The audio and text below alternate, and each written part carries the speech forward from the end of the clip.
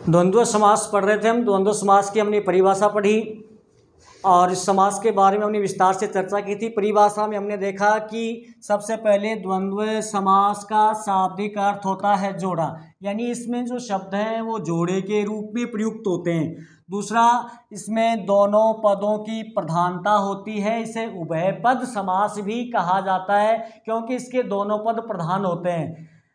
इसमें पहला या दूसरा नहीं, पहला और दूसरा दोनों ही पदों की प्रधानता होती है। और तीसरी बात है इसकी कि इसमें और अथवा या शब्दों का लोप होता है और विग्रह करते समय दोनों पदों के मध्य और अथवा या शब्द जोड़ लिख दिए जाते हैं या जोड़ दिए जाते हैं। और इसके संबंध में हमने इस समास को हम 3 भागों में विभक्त कर सकते हैं, इसकी चर्चा की। आपको मोटे मोटे तौर पर 3 भागों में, एक इतरेतर समास, एक समाहार समास, समाहार द्वंद्व और तीसरा है विकल्प द्वंद्व। तो इन सब बातों की हमें चर्चा न करके इसमें एक बात और होती है, इसमें प्राय योजक चिन्ह होता है। समास विग्रह करते समय योजक चिन्ह को हटा दिया जाता है और उसकी जगह और अथवा या लिख दिया जाता है। जैसे उदाहरण के लिए हम देखें, पहला है सुरासुर। समास के उपभेदों की हम जानकारी कर लें तो ये इतरेतर समास का उदाहरण है। पिछले कालांश में हमने चर्चा की थी कि इतरेतर द्वंद्व होता है, उसमें एक दूसरे के विपरीतार्थी शब्द होते हैं। सुरासुर, इसमें समास विग्रह क्या होगा कि ये जो समस्त पद है, इस समस्त पद में और का लोप है और इसके दोनों पद प्रधान हैं। सुर भी, पहला पद सुर है तो दूसरा पद असुर है, दोनों पदों की प्रधानता है। इसमें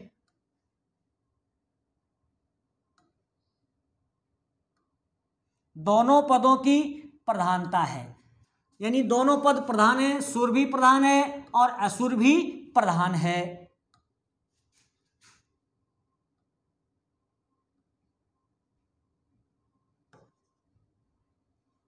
दोनों पदों की प्रधानता है। दूसरा सीताराम, इसमें भी जो ये इतरेतर द्वंद्व का उदाहरण है, ये शब्द जो है ये जोड़े के रूप में है, इसका समास विग्रह करेंगे तो इसमें दोनों पदों के मध्य और जोड़ दिया जाएगा। नेक्स्ट, माता पिता, समास विग्रह जोड़े के रूप में शब्द प्रयुक्त हुए और दोनों पदों के मध्य योजक चिन्ह है। कौन सा चिन्ह है? योजक चिन्ह। ये प्राय योजक चिन्ह होता है, यानी सब उदाहरणों में नहीं, कई उदाहरणों में ये योजक चिन्ह होता है। समास विग्रह करते समय इस योजक चिन्ह को हटा दिया जाता है और इसकी जगह और जोड़ दिया जाता है। जैसे दोनों पदों के मध्य ये योजक चिन्ह है, समास विग्रह किया तो इसको हटा दिया और इसकी जगह हमने क्या जोड़ दिया? और जोड़ दिया। इसी प्रकार कृष्णार्जुन, कृष्ण और अर्जुन, दोनों पद प्रधान है। कृष्ण भी प्रधान, पहला पद कृष्ण है, दूसरा पद अर्जुन है, दोनों पदों की प्रधानता है और समास विग्रह किया तो इनके मध्य हमने और जोड़ दिया। क्या जोड़ दिया?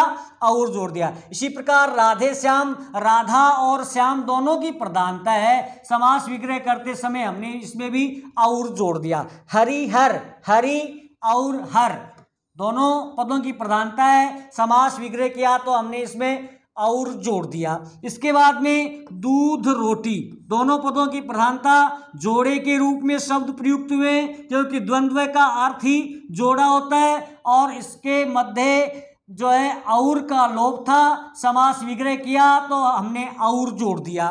दाल रोटी, दाल और रोटी, ये भी जोड़े के रूप में प्रयुक्त हुए, इसको हम समाहार द्वंद्व भी कह सकते हैं क्योंकि ये समूह के शब्द हैं। तो इसका समास विग्रह क्या हुआ? इसमें योजक चिन्ह भी है और समास विग्रह किया तो और जोड़ दिया।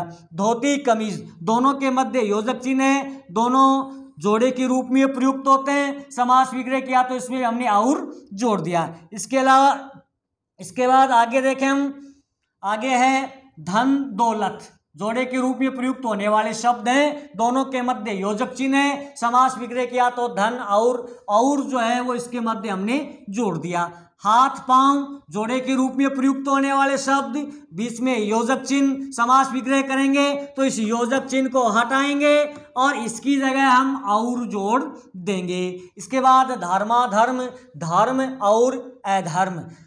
अब ये बात एक ध्यान में रखनी है कि ये जो संख्याएं होती हैं, जितनी भी संख्याएं होती हैं वो सारी संख्याएं द्वंद्व समास के अंतर्गत ही आती हैं। इसमें हमें क्या देखना है, नंबर एक बात, 1 से लेकर 10 तक की संख्याएं, 1 से लेकर 10 तक की संख्याएं और वो संख्याएं जो 10 से भाज्य हैं, यानी जिन संख्याओं में 10 का भाग जाता है, इन दोनों को छोड़कर 1 से 10 तक की संख्याएं और वो संख्याएं जिनमें 10 का भाग जाता है, उन संख्याओं को छोड़कर बाकी जो भी संख्याएं होती हैं वो संख्याएं हमेशा द्वंद्व समास का उदाहरण होती हैं। और इनका समास विग्रह करते समय पहले छोटी संख्या लिखी जाती है पहले पद में, उसके बाद में बड़ी संख्या लिखी जाती है और मध्य और जोड़ दिया जाता है। जैसे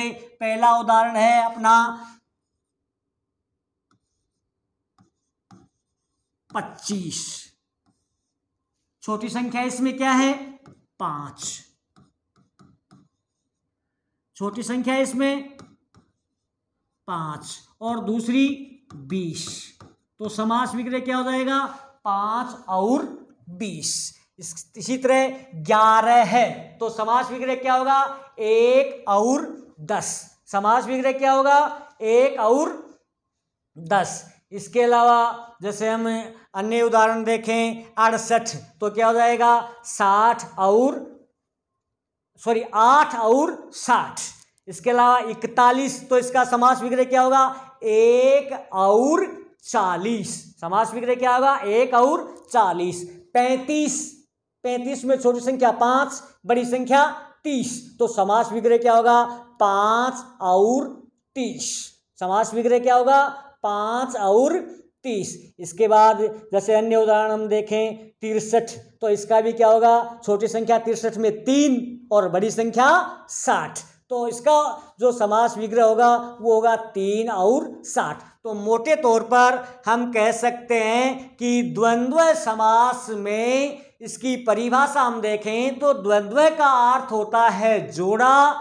इसमें दोनों पदों के मध्य और अथवा या का लोप होता है। समास विग्रह करते समय और अथवा या जोड़ दी जाती है तथा इनके दोनों पदों के मध्य प्राय योजक चिन्ह होता है। समास विग्रह करते समय योजक चिन्ह को हटा दिया जाता है और उसकी जगह और जोड़ दिया जाता है और यह समास उभय पद प्रधान होता है, यानी इस समास में दोनों पदों की प्रधानता होती है, दोनों पदों की प्रधानता होती है। इस समास के उदाहरण प्राय जोड़े के रूप में प्रयुक्त होते हैं और इसमें जितनी भी संख्याएं हैं उन संख्याओं में 1 से लेकर 10 तक की संख्याएं तथा 10 से